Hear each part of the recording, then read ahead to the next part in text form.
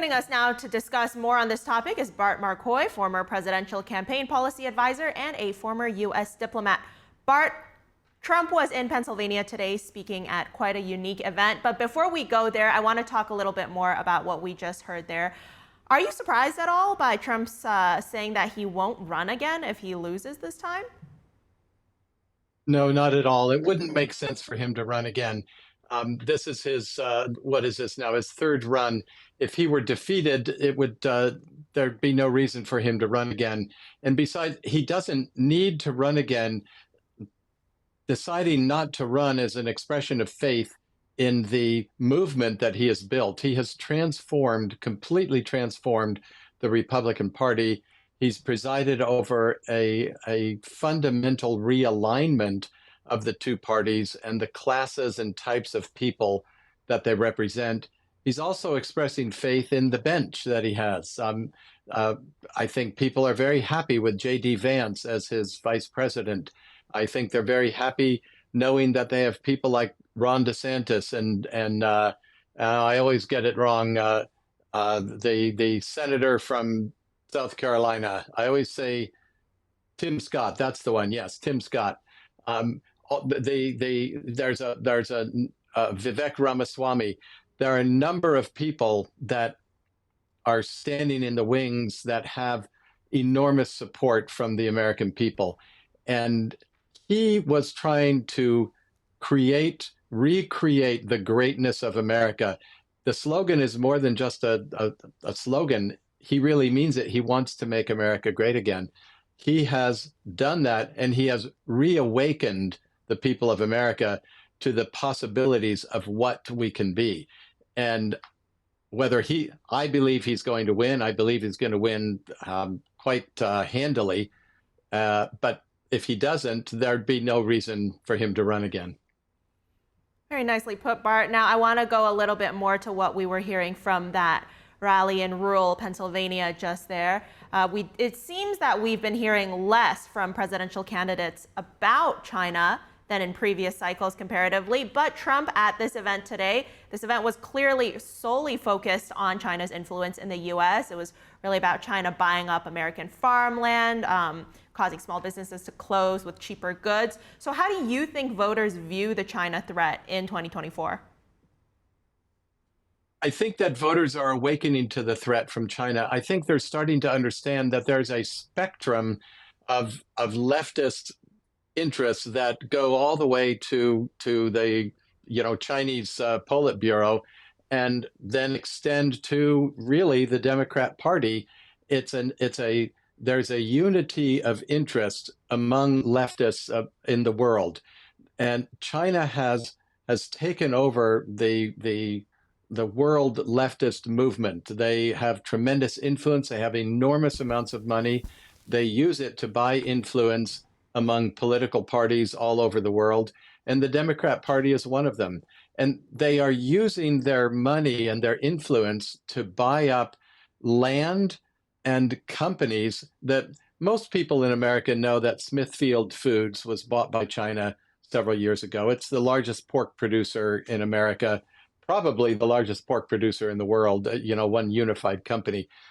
But they don't know that China bought a much larger company, 10 times the size of Smithfield Foods, that specializes in intellectual property. It's seeds, it's agrochemicals, it's fertilizer, it's pesticides, it's herbicides.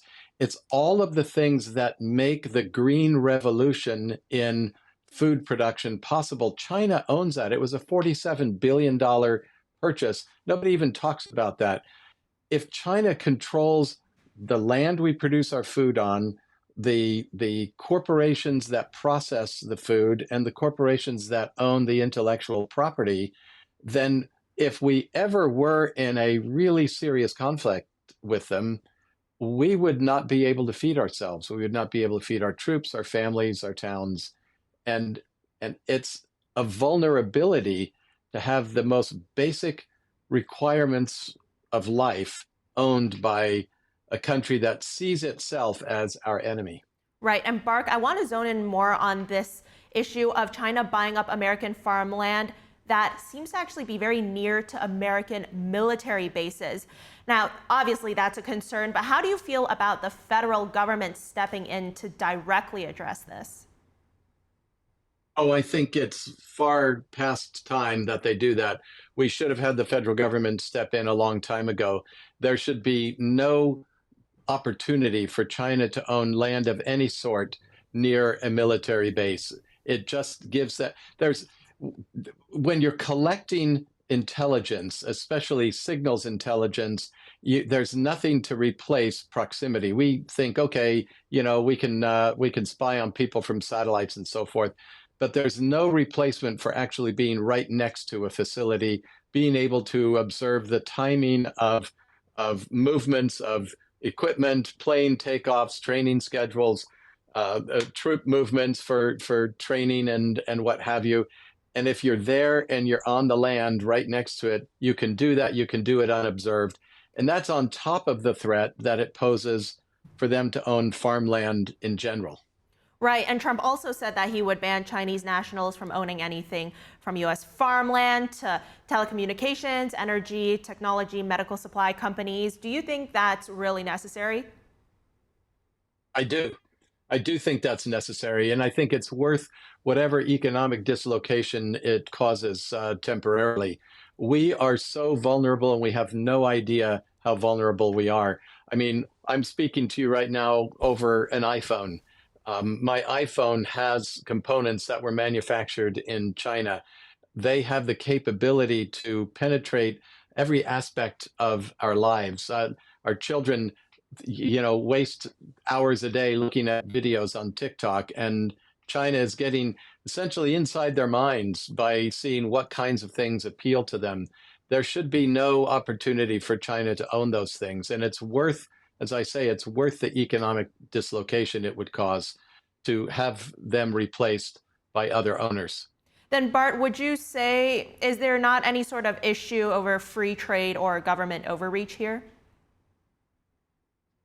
There is. I am concerned about a heavy hand of government, but this would not be government overreach. This would be government creating greater American control over the trade, over the commerce, over the private sector. And free trade, that's a funny point. I heard President Trump talk about a couple of economists that said what he did was exactly right. They were opposed to him at first.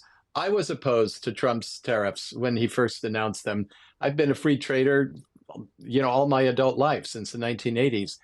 But what has happened with free trade gradually, starting especially under the Clinton administration and starting with Chinese influence, is other countries have taken advantage of our desire for free trade, and they have gradually eaten away at our trading advantages, and they've made agreements that were disadvantageous to Americans. The Chinese, for example, insist that anybody who wanted to sell any kind of manufactured product in China had to give China, the Chinese government, the blueprints for the designs for the products. They had to manufacture it there, not just sell it there. And so they've gradually acquired all the intellectual property, and you can buy anything in the world that's made anywhere. You can buy a copy made in China. Most of the high fashion leather goods and other clothing goods that come out of Milan. The dirty secret there is that most of them are made by Chinese workers working in sweatshops that have been moved from China into Milan. And they are run by Chinese companies, run by Chinese taskmasters, and staffed by Chinese employees who don't speak a word of Italian. They're doing it according to the intellectual property that they have taken, but they can say made in Italy, but it's made in the Little China neighborhoods of Milan. And that pattern is repeated ceaselessly all around the world. Auto factories in Mexico shipping finished products here, Right. Things that are done by Chinese workers in Chinese plants owned by Chinese companies, and they come in under the USMCA and claim that they're made in this hemisphere. Right, clearly a very concerning issue here. Bart Marcois, former presidential campaign policy advisor and former U.S. diplomat. As always, thank you for joining us. Thank you.